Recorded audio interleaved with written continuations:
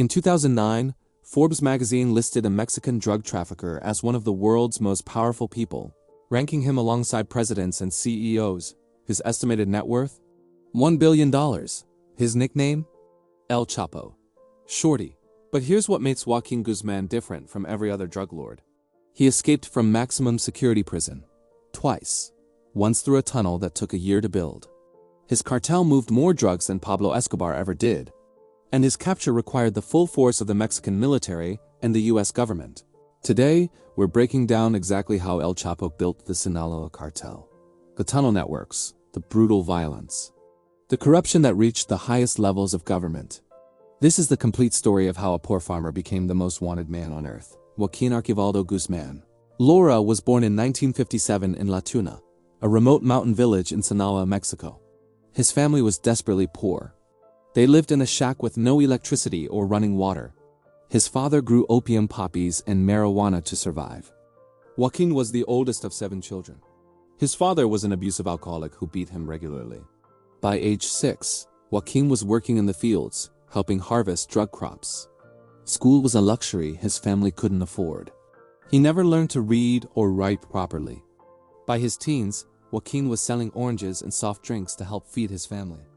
But he quickly realized there was no money in legitimate work. The only path out of poverty was drugs. Everyone in Sinaloa knew it. The mountains were perfect for growing marijuana and poppies.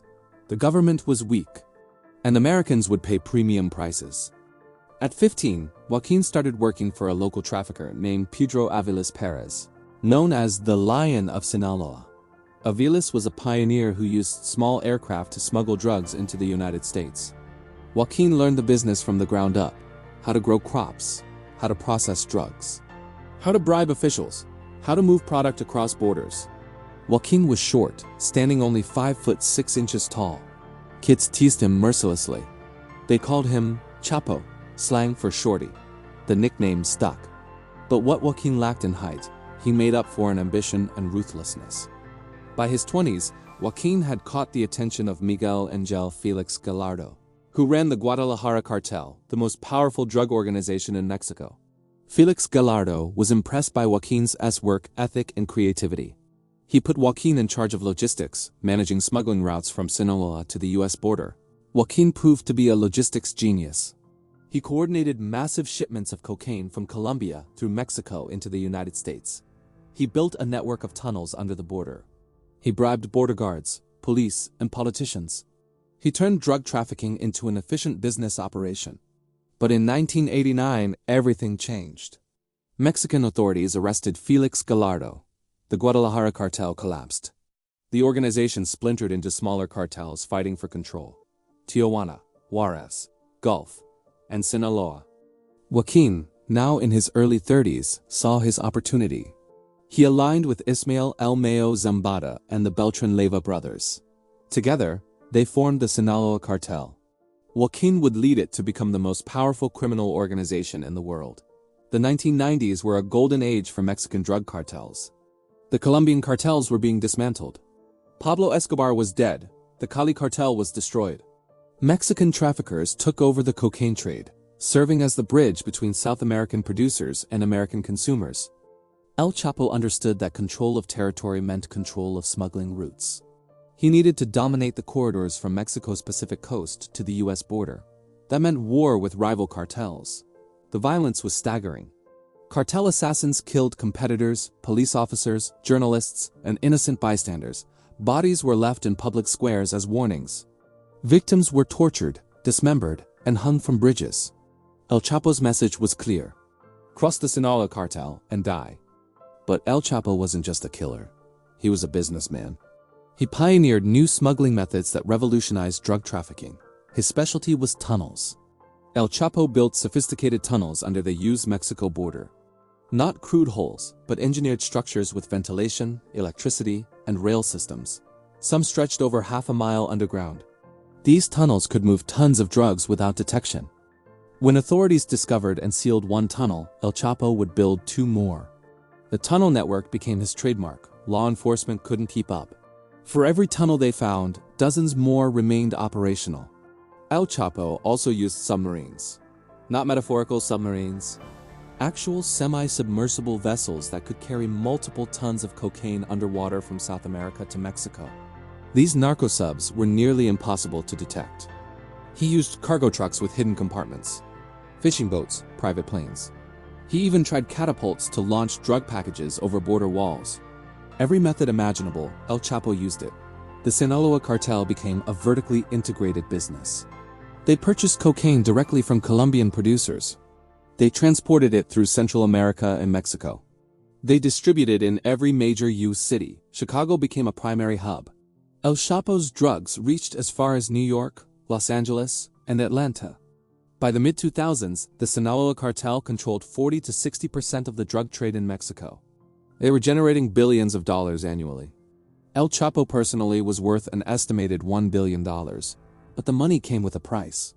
The Mexican government, under pressure from the United States, began targeting cartel leaders. In 1993, El Chapo was arrested in Guatemala and extradited to Mexico. He was sentenced to 20 years in a maximum security prison. Most people thought El Chapo's reign was over. They were wrong. On January 19, 2001, something impossible happened. El Chapo escaped from Punta Grande, a maximum security federal prison. He was smuggled out in a laundry cart by prison guards on his payroll. The escape was meticulously planned. El Chapo had spent 8 years corrupting the prison system. He bribed guards, administrators, and officials. He essentially ran his cartel from inside prison, using cell phones and receiving visitors without supervision. When he finally walked out, over 70 prison employees were complicit. The director of the prison was later convicted of accepting bribes. El Chapo paid an estimated $2.5 million to orchestrate the escape. Mexican authorities were humiliated. The most wanted man in Mexico had simply walked out of maximum security. It exposed the staggering corruption within Mexico's institutions. No prison could hold someone who could buy anyone. El Chapo immediately resumed control of the Sinaloa Cartel, but the landscape had changed. President Felipe Calderón had launched a military offensive against the cartels. Thousands of troops deployed to cartel strongholds. The government was declaring war. El Chapo responded with even more violence. The death toll skyrocketed. Between 2006 and 2012, over 60,000 people died in drug-related violence in Mexico. Entire cities became war zones. Tijuana, Ciudad Juarez, and Monterrey saw unprecedented bloodshed. But El Chapo was winning. His rivals were being arrested or killed. The Tijuana cartel was decimated. The Juarez cartel was weakened. The Gulf cartel splintered. The Sinaloa cartel emerged as the dominant force. El Chapo became a folk hero in parts of Mexico. Narco corridos, Mexican ballads, celebrated his exploits. Some people saw him as a modern-day Robin Hood, a poor man who beat the system. Others built shrines to him. In Sinaloa, El Chapo had more influence than the government. But the Mexican authorities and the D never stopped hunting him. They offered rewards. They deployed special forces. They intercepted communications. And in February 2014, they finally caught him.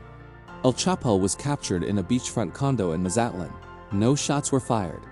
The operation was swift and precise. Mexican authorities paraded him before cameras. They claimed victory over the world's most wanted man. El Chapo was sent to Altiplano, Mexico's highest security prison. Authorities swore he would never escape again. The prison was state-of-the-art, 24-hour video surveillance. Guards on constant watch. No contact with other prisoners. But El Chapo had already started planning. His organization began digging a tunnel from a house over a mile away. The tunnel would run underground, beneath the prison walls, directly to El Chapo's cell. On July 11, 2015, 16 months after his capture, El Chapo escaped again. Guards reviewing surveillance footage watched in disbelief as El Chapo walked to the shower area in his cell, the only spot without camera coverage, and disappeared. He had climbed down a shaft into a tunnel 20 feet below the prison. The tunnel was a marvel of engineering. It had ventilation, lighting, and a modified motorcycle on rails to transport El Chapo a mile underground to freedom. The escape was an international embarrassment. Mexico's president had personally refused to extradite El Chapo to the United States, insisting Mexican prisons could hold him. Now, for the second time, El Chapo had made fools of the entire system. The manhunt was massive. The Mexican military deployed thousands of troops. The DNFBI assisted. They tracked his communications, monitored his associates, and raided suspected hideouts. But El Chapo was a ghost. He moved constantly through the Sierra Madre Mountains, his home territory where locals protected him. He communicated through encrypted phones that he destroyed daily. He trusted almost no one. The manhunt dragged on for months. Then El Chapo made a mistake. He contacted a Mexican actress and a Hollywood producer about making a movie about his life. The actor Sean Penn secretly interviewed El Chapo in the jungle. The meeting was supposed to be confidential, but Mexican authorities were monitoring communications. The interview led them to El Chapo's location. On January 8, 2016, Mexican Marines raided a house in Las Mochis, Sinaloa. A firefight erupted. 5 of El Chapo's men died. El Chapo tried to escape through, appropriately, a tunnel beneath the house. He emerged from a manhole, stole a car, and was captured hours later. This time, Mexico immediately extradited him to the United States. El Chapo would face trial in New York, where no amount of bribery could save him. El Chapo arrived in New York in January 2017. He was placed in the Metropolitan Correctional Center in Manhattan under the most restrictive conditions imaginable. Solitary confinement. No visitors except lawyers. No contact with other inmates. Authorities weren't taking chances. They remembered the tunnels. They remembered the bribes. They knew El Chapo's reputation. This time there would be no escape. The trial began in November 2018. The prosecution presented overwhelming evidence. They called over 50 witnesses. Former Sinaloa Cartel members testified against El Chapo, describing murders, torture, and massive drug shipments. The testimony was shocking. Witnesses described El Chapo personally ordering the murders of dozens of people. Some victims were buried alive. Others were burned. El Chapo killed rivals, subordinates who disappointed him, and anyone he perceived as a threat. One witness, El Chapo's former IT specialist, described how El Chapo tracked his communications through encrypted phones. Another testified about a drug tunnel equipped with air conditioning. A Colombian trafficker described shipping tons of cocaine to El Chapo. The witnesses also revealed the scale of El Chapo's operation. He smuggled over 200 tons of cocaine into the United States. His organization generated over $12 billion in drug proceeds. He bribed officials at every level of Mexican government, including presidents. El Chapo's wife, Emma Coronel, attended every day of the trial. She became a media figure herself, wearing designer clothes and maintaining loyalty to her husband. But even her presence couldn't change the outcome. On February 12, 2019, the jury found El Chapo guilty on all counts: trafficking cocaine, heroin, methamphetamine, and marijuana, leading a continuing criminal enterprise, money laundering, firearms violations. At sentencing, El Chapo addressed the court. He complained about his conditions, claiming he couldn't hear the evidence against him. He insisted the trial was rigged. The judge wasn't sympathetic.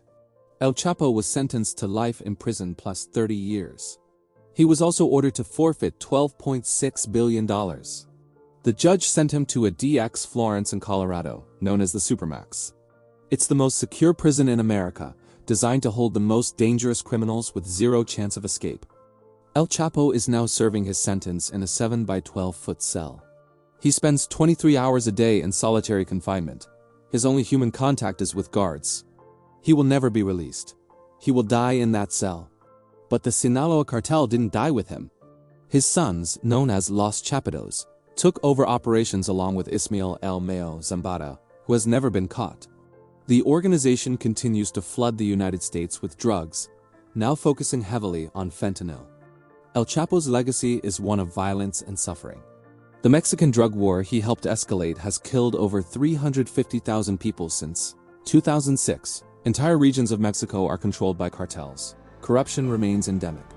His tunnels are still being discovered. His smuggling routes are still operational. His methods are still copied by other traffickers. El Chapo revolutionized drug trafficking, and the world is still dealing with the consequences. But El Chapo's story is also a story about Mexico's failures. About corruption so deep that a drug lord could buy prisons, police forces, and politicians.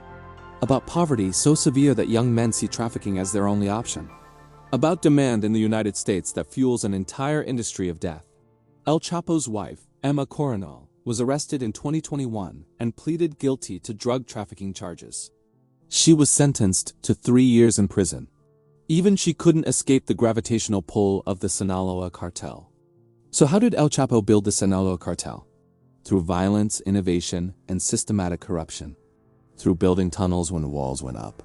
Through bribing officials when laws stood in his way. Through killing anyone who threatened his empire. From a poor farmer in the mountains of Sinaloa to Forbes' list of the world's most powerful people. From a barely literate laborer to a billionaire who escaped maximum security prisons. Twice. El Chapo's rise was extraordinary. But his fall was inevitable. No amount of money could bribe the American justice system. No tunnel could breach a DX Florence. No cartel could fight the full weight of 2 governments forever. El Chapo will spend the rest of his life in solitary confinement. His empire continues, but he will never see it again. The man who couldn't be held by Mexican prisons is now held by a cell he'll never leave. The tunnels under the border still exist. The corruption still runs deep. The violence continues. And the drugs keep flowing. El Chapo's legacy isn't his wealth or his escapes. It's the system he perfected. A system that still destroys lives on both sides of the border. That's how you build a drug empire. That's how you become the most wanted man on earth. That's the story of El Chapo and the Sinaloa Cartel. If you found this breakdown of El Chapo and the Sinaloa Cartel fascinating, make sure you hit that subscribe button. We're covering the most incredible true crime stories and criminal empires that shaped the modern world. Drop a comment below. What other cartel leaders should we cover next? The leaders of the Medellin Cartel? The Cali Cartel bosses? Los Zetas? And if you want to understand how the drug war actually works, check out our video on Pablo Escobar's empire. The link is in the description. Thanks for watching. I'll see you in the next one.